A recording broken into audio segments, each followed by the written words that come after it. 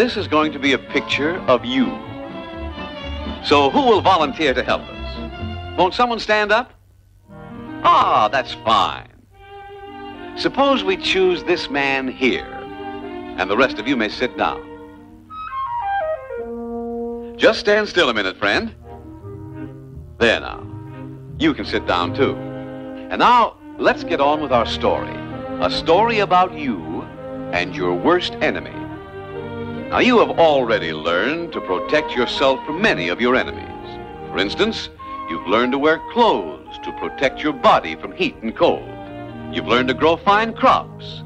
And you raise pigs and chickens. These things all protect you from the enemy, hunger. And if a storm should come, you find shelter in your house. Where you've learned to protect yourself from the weather, too.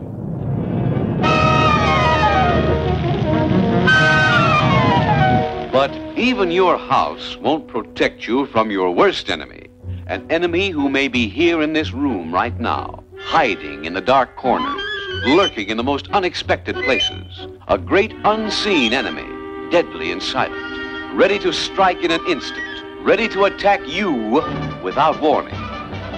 No, wait. It's no use running away. No one can run away from disease. Yes, that's right. It's disease that is your worst enemy.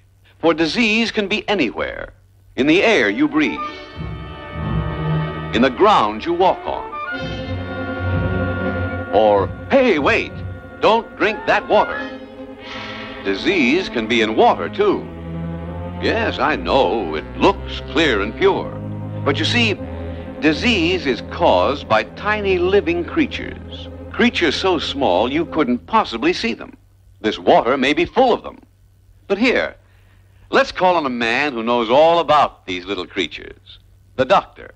He studies disease every day by using a very wonderful instrument, the microscope. Now, there's nothing mysterious about a microscope. It's just an instrument to make things look bigger than they really are. But suppose we show you how it works. If you don't mind, Doctor, we'll borrow your glasses. Thank you. And, oh, just a minute, Mr. Fly. We're going to look at you through the doctor's glasses. See? These glasses will magnify. That means they will make the fly look bigger than he really is. But let's try a stronger magnifying glass. You see? Now the fly looks even bigger. If we use 2 strong glasses, the fly grows larger again. And if we use 3, or even 4 glasses, the fly begins to look like a monster. Here, let's look at his leg. Why, his leg is covered with hair. And so, through our magnifying glasses, we're seeing something we've never seen before. Now, if we take these 4 glasses, put a tube around them, we have a microscope. Simple, isn't it? And yet, by looking through this instrument, we can actually see the tiny creatures that cause disease. All right? Let's try our microscope on some of that water you were going to drink. This little piece of glass has a drop of that water on it, and we're going to look at it through the microscope. Come on now, everybody, watch closely.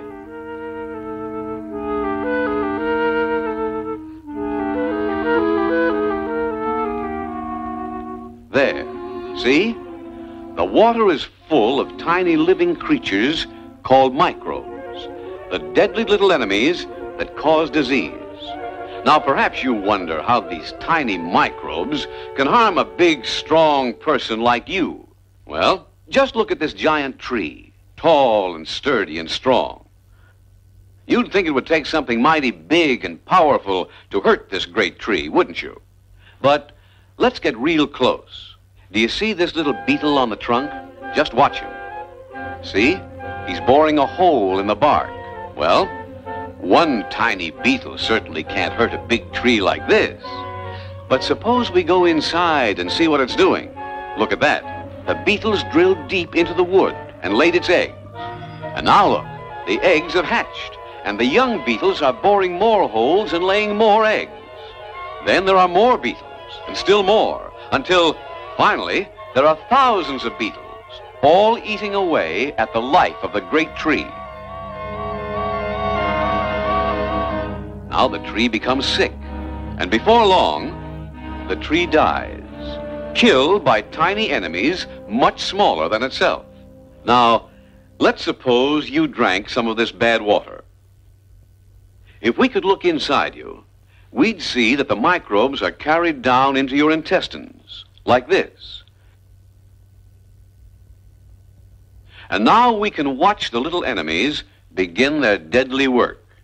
At first, there may only be a few of them, but see what is happening. The microbes are growing fat as they eat your body, and as each microbe grows larger, it splits and becomes two. And these grow and split again, and become two more. Now the microbes multiply by the thousands, just like the beetles in the tree.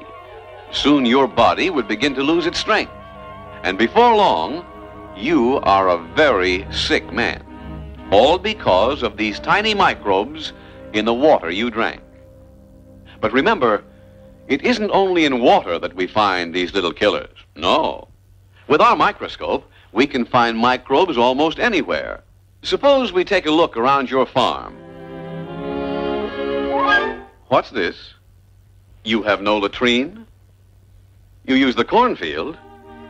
Well, remember we said there were microbes in the soil? You see? Here they are, the vicious, deadly killers that live in soil fouled with human waste. But these microbes are not only in the field. They may be right inside your house. Let's go inside and see. Well, there are some flies on the table. Now, you may think that flies are harmless, but let's look at the fly's leg through our microscope. See? It's covered with filth. If we look closer, we see the filth is full of microbes from the field where you left your waste. And when the fly walks across your food, he'll leave thousands of these deadly killers behind. But microbes can be found in other places, too. We see that many people sleep in this room, and one of them is sick.